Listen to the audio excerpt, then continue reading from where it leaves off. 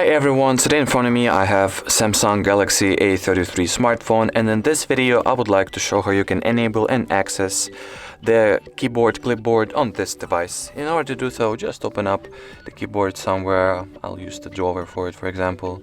And here you'll see this icon which stands for the clipboard. So all you gotta do in order to enable it and enter it, just tap on the shown icon.